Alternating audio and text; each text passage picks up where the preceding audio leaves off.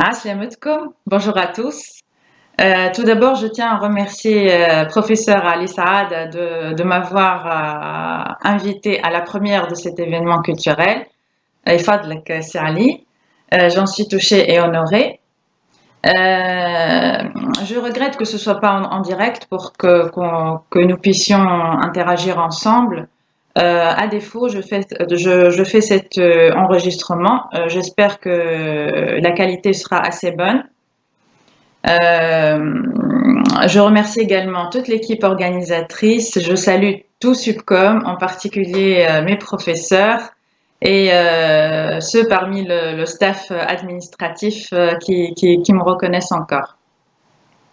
Alors, pendant le speech, je m'abstiendrai de parler en arabe par égard pour nos frères africains qui viennent poursuivre leurs études supérieures à Subcom.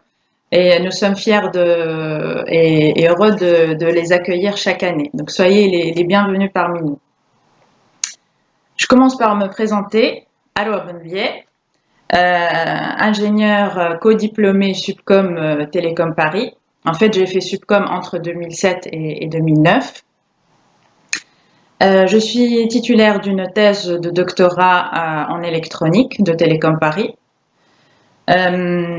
J'exerce aujourd'hui le métier d'ingénieur brevet au sein d'un cabinet français de conseil en propriété industrielle depuis près de 6 ans déjà. Et récemment, j'ai acquis la qualification de mandataire agréé auprès de l'Office européen des brevets. Je vis à Paris depuis 12 ans. À mes heures perdues, je lis et écris de la poésie en différentes langues. Donc aujourd'hui, je vais vous parler de mon parcours littéraire.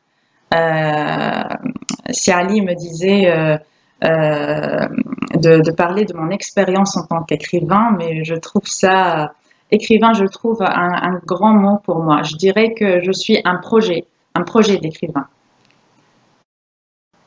Alors, j'écris principalement en français, mais aussi en anglais et en espagnol. Et récemment, donc il y a quelques mois, j'ai écrit mon premier poème en arabe. J'ai été très fière. Et je traduis aussi de l'arabe vers le français. Je me suis fait éditer par une petite maison d'édition qui s'appelle Sema. Donc j'ai écrit en fait, ce sont deux ouvrages, deux recueils assemblés dans ce tome-là qu'on a baptisé Parfum d'amour. Donc le premier recueil, c'est voilà, c'est l'amour au temps du web. Hein. Donc les illustrations sont faites par une amie à moi, une amie chinoise qui a partagé mon bureau pendant la thèse de doctorat. Et le deuxième ouvrage, c'est Voyage de senteur. Donc c'est la suite et la fin de l'histoire racontée dans le premier ouvrage. Et donc il y a des poèmes, donc principalement des poèmes, mais aussi des nouvelles et des haïkus. Donc les haïkus, c'est des petits poèmes japonais. Je vous en montrerai un exemple tout à l'heure. Donc ça raconte une histoire d'amour en fait qui défie l'âge, la distance et l'époque à travers différents styles d'écriture. Les ouvrages ont été publiés respectivement en 2014 et 2015. Mes premiers balbutiements, on va dire, poétiques ont commencé en 2013, notamment lorsque j'ai commencé à m'intéresser à la culture latino-américaine, en particulier argentine, pour des raisons en fait qui n'ont rien à voir avec ma thèse de doctorat. C'est comme ça que j'ai entrepris toute seule l'apprentissage de la langue de Borges. Et aujourd'hui, sans fausse modestie, je suis fière de dire que j'étais tellement passionnée par cette langue-là que j'ai pu produire de la poésie en espagnol. Voilà. Mais vous vous demandez peut-être comment celle-là, tout en étant autodidacte en espagnol, elle a pu écrire de la poésie en cette langue. C'est pas possible. Elle doit être très talentueuse. Non. Enfin, si peut-être il y a un peu de talent là-dedans, mais il faut savoir le sculpter, ce talent-là. Comment? Eh bien, en lisant, tout simplement. Moi, je dis qu'il faut consommer de la beauté pour en produire. Moi, je n'aurais jamais pu produire de la poésie en espagnol si j'avais pas lu Borges, Neruda, Lorca, etc. Donc, je me suis tellement imprégnée de la poésie en la langue de Cervantes que voilà, j'ai pu être inspirée en cette langue-là. C'est ça en fait, il n'y a pas de secret. Alors, je vais commencer par vous lire mon premier poème en espagnol. Il est publié dans le premier ouvrage, L'amour au temps du web. Et la maison d'édition a permis que je garde mes textes originaux en anglais et en espagnol, à la condition de les traduire moi-même tout de suite après donc le texte original en français pour que tout le monde puisse comprendre. Je vais quand même vous lire en espagnol, ce serait intéressant enfin, pour les étudiants, les gens qui parmi vous savent, comprennent cette langue. Et c'est intéressant aussi pour les autres pour entendre la sonorité, comment ça sonne dans l'oreille, la poésie en espagnol. Donc, carta azul, lettre bleue. Je lirai la traduction tout de suite après. Carta azul. Querido amigo, quiero escribirte, pero no sé qué decirte. Aquí me quedo confundida, ahogada en un mar de llanto, llanto dulce, no amargo. Ante el papel blanco, con mi pluma vacilante, te envío finalmente estas palabras azules, que llevan mis pensamientos tan azules como mi alma. Te dejo sentir mi silencio emocionado y azul. Voilà, c'est écrit à Paris le 2 mars 2014. Et pour ceux qui connaissent très bien l'espagnol, vous avez dû remarquer que j'ai plutôt l'accent argentin. Je prononce pas les feux comme les Castillans. Donc la traduction, comme promis, lettre bleue, cher ami, je voudrais t'écrire, je voudrais t'écrire, mais je ne sais que dire. Ici je reste tourmentée, noyée dans une mer de pleurs, pleurs doux, non amers. Devant le papier blanc, je tiens mon stylo hésitant, je t'envoie finalement ces mots bleus, qui portent mes pensées aussi bleues que mon âme. Je te laisse contempler mon silence touché et bleuté. Allez, je vais vous lire encore un très court poème en espagnol. Melancolía.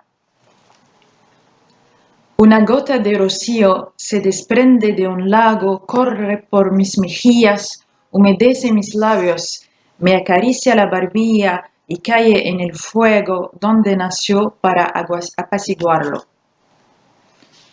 À Paris, le 13 avril 2014. Ça donne en français « Mélancolie ».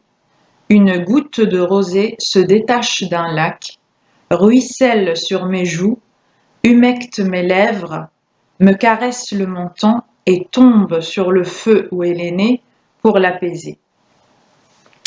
Et j'ai écrit tout de suite après un haïku qui est le suivant: une sécheresse courbe et fane la douce fleur, douloureuse absence. Voilà. Le haïku, je sais pas si vous voyez bien, voilà.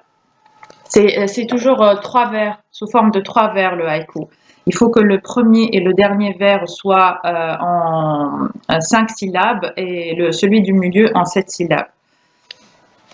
Sinon, j'ai écrit voilà une nouvelle, Extremos de Amor. Extremos de Amor, una novella, une nouvelle en espagnol. Je vous montre aussi sans vraiment lire.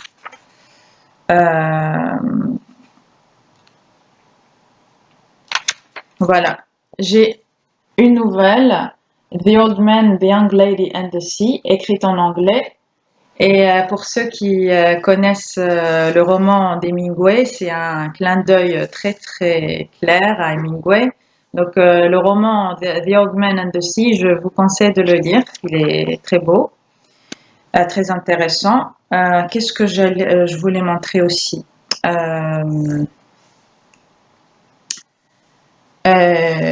Oui, alors je peux vous lire quelque chose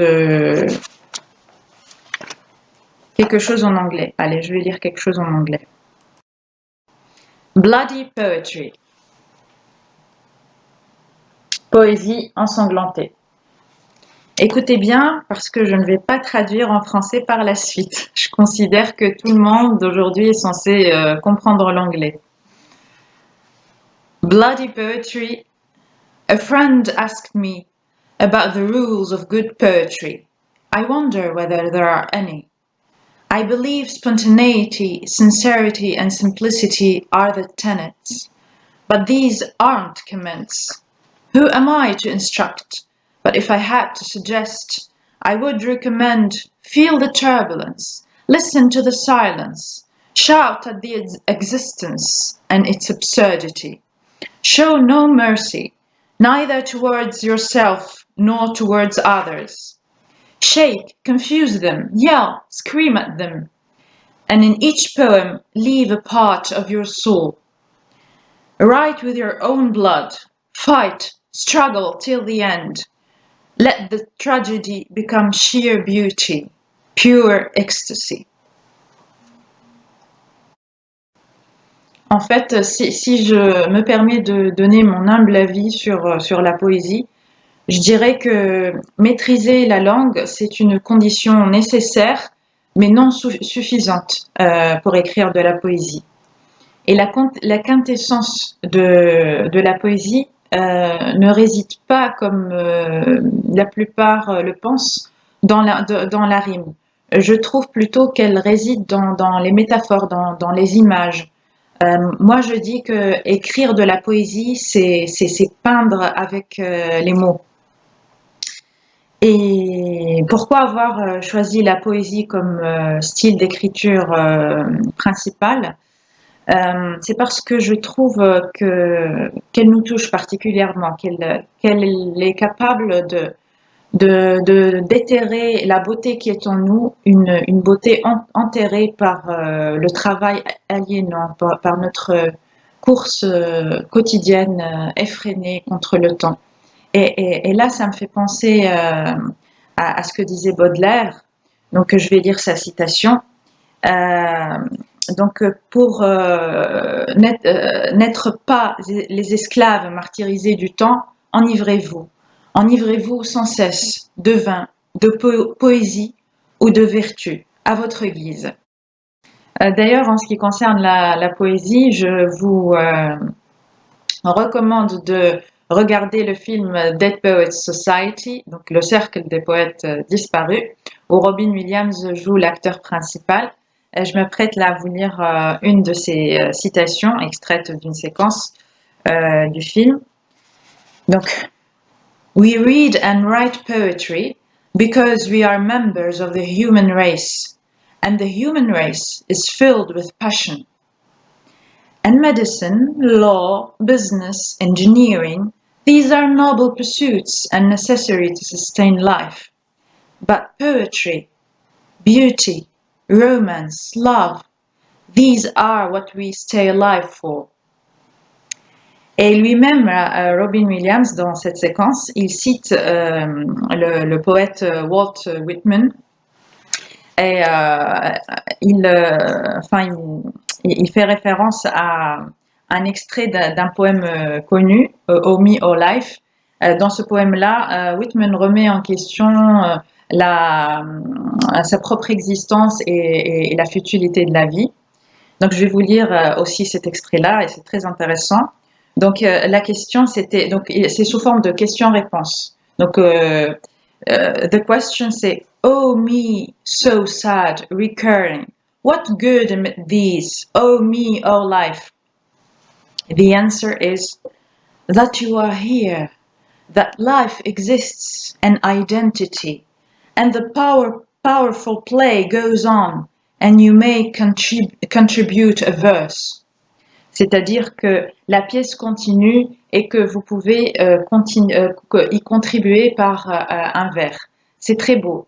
C'est-à-dire que voilà, il compare la vie à une pièce de théâtre où on déclame de la poésie, et ça me fait penser à Shakespeare qui comparait le monde à une scène de théâtre.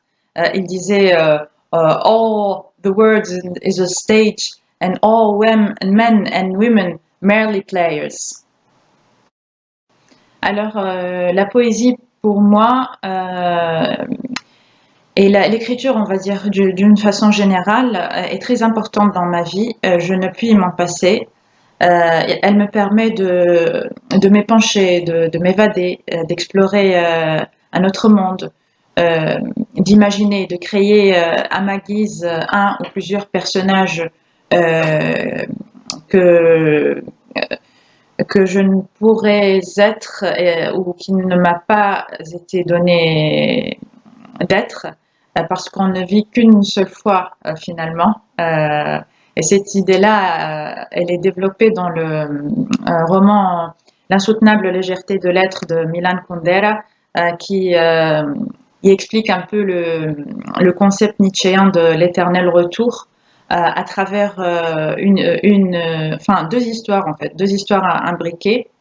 Et je suis en train de le lire dans le métro et je vous recommande vivement de le lire. J'espère que ce court témoignage de mon bout de chemin parcouru en tant qu'écrivain débutante vous aura inspiré. Et je suis sûre qu'en fait, il y a parmi vous un poète caché, un écrivain, un artiste, un peintre, un musicien. Alors, sachez libérer ce potentiel artistique en vous. Soyez polyvalent, tendez vers la multidisciplinarité, vers la complétude. Et en fait, ça me fait sourire parce qu'il y a quelques jours, on parlait avec un ami d'un espace complet où tout de suite de Cauchy converge. Et j'aimerais bien saluer cet ami-là qui est en train de m'écouter. Il se reconnaîtra. Et j'allais dire, ne vous contentez pas de science, flirtez avec l'art, because you can.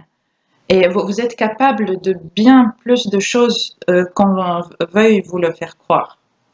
Et auparavant, il n'y avait pas cette séparation-là entre science et art.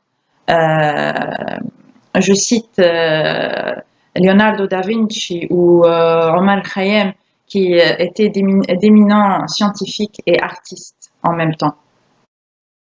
Ayez la curiosité intellectuelle d'aller voir ce que les grands de ce monde ont dit et fait, et construisez votre propre raisonnement, votre propre personnalité, on va dire.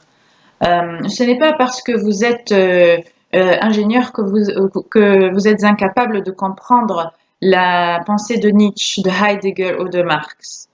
Ce n'est pas parce que vous êtes ingénieur que vous n'êtes pas capable d'apprécier un poème de Lamartine, de Rimbaud ou de Frost. Ce n'est pas parce que vous êtes ingénieur que vous n'êtes pas capable de contempler et d'analyser une toile de Dali, de Picasso ou de Raffaello. Ce n'est pas parce que vous êtes ingénieur que vous n'êtes pas capable de chanter du fado, du gospel ou du malouf.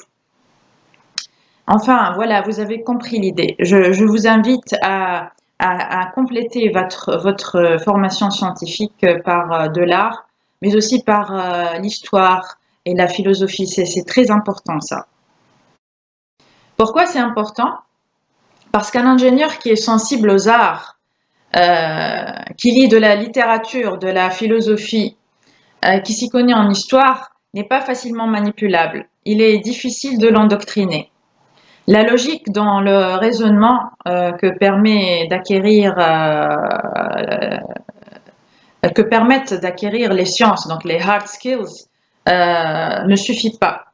Il faut qu'il y ait une certaine souplesse d'esprit qui ne peut être acquise que par les arts, donc les soft skills.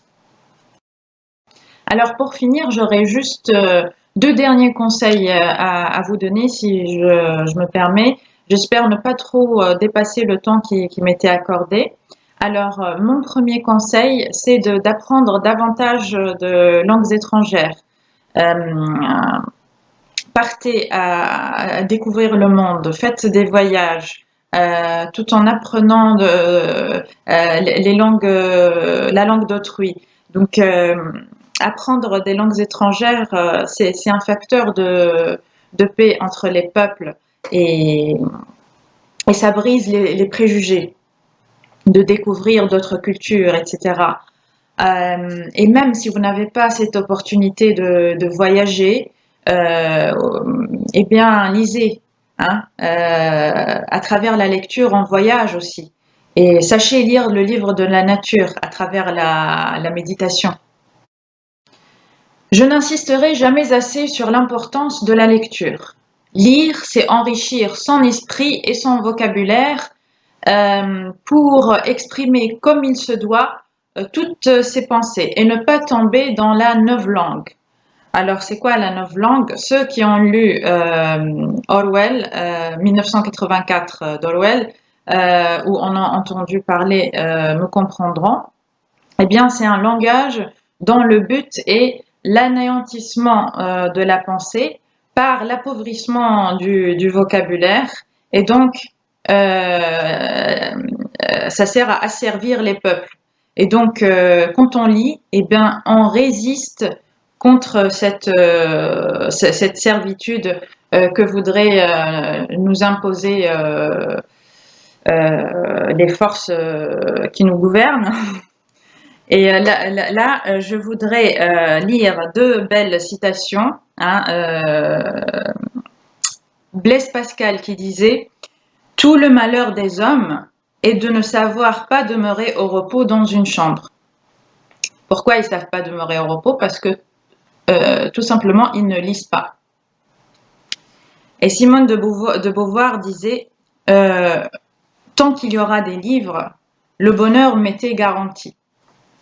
Alors, lisez, lisez, lisez, vous allez devenir à la fois riche et heureux tout en demeurant seul dans votre chambre, même si vous êtes seul dans votre chambre. Merci à tous de votre attention et au revoir, Inch'Allah.